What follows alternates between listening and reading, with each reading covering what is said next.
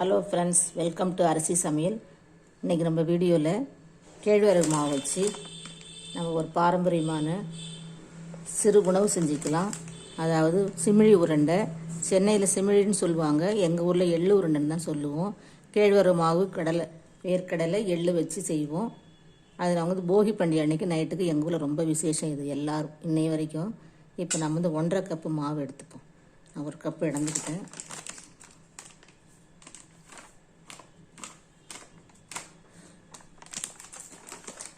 ஒன்றரை கப்பு கொஞ்சம் உப்பு போட்டுக்கலாம்.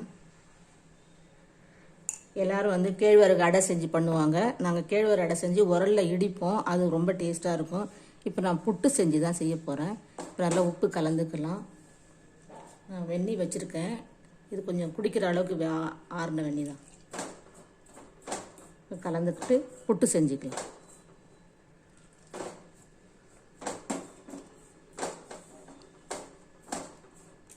ஃப்ரெண்ட்ஸ், இப்போ நம்ம நல்லா கலந்துட்டோம். எனக்கு 1 டம்ளர் தண்ணியில் 1/2 டம்ளர் தண்ணி செலவாயிருக்கும். 1/2 டம்ளர் கூட 1 ரூபா இருக்கும்.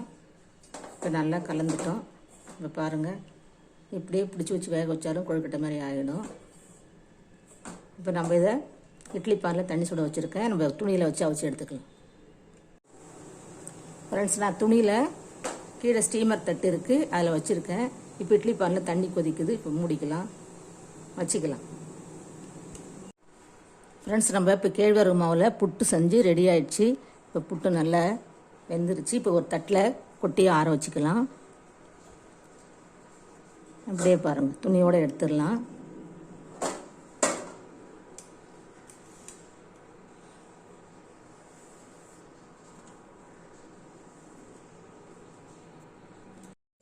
ஃப்ரெண்ட்ஸ், இப்போ நம்ம கேழ்வரகு புட்டு செஞ்சு ஆற வச்சுருக்கேன். நான் வேர்க்கடலை ஆல்ரெடி வறுத்ததை இப்போ தோல் வச்சு ரெடி பண்ணி வச்சுருக்கேன். 3/4 கப்பு. இதை மிக்ஸி ஜாரில் போட்டுக்கலாம். அடுத்தது எள்ளு 3/4 கப்பு போட்டுக்கலாம்.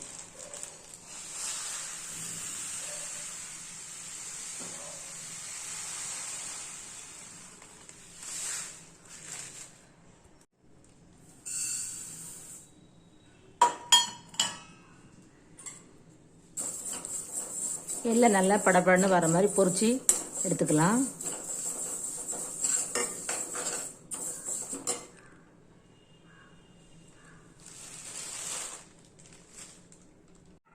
ஃப்ரெண்ட்ஸ், வெல்லம் பாகு வெல்லம். இது கல்லெல்லாம் எதுவும் கிடையாது.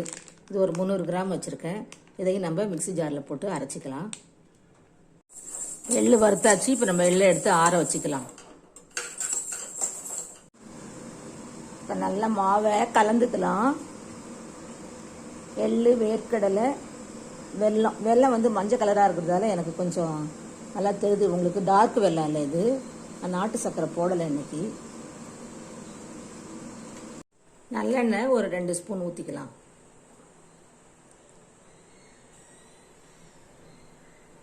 நல்லெண்ணெய் விட்டு தான் அந்த காலத்தில் பிடிப்பாங்க.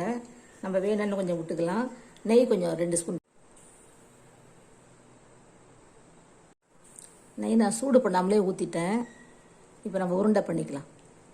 நல்லெண்ணெய் ஊற்றிருக்கேன், நெய் ஊற்றியாச்சு. இப்போ எல்லாத்தையும் கலந்துட்டு நம்ம உருண்டை பண்ணிக்கலாம். இதுதான் எங்கள் ஊரில் எள்ளு உருண்டை, சென்னையில் சிமிழி உருண்டைன்னு சொல்லுவாங்க.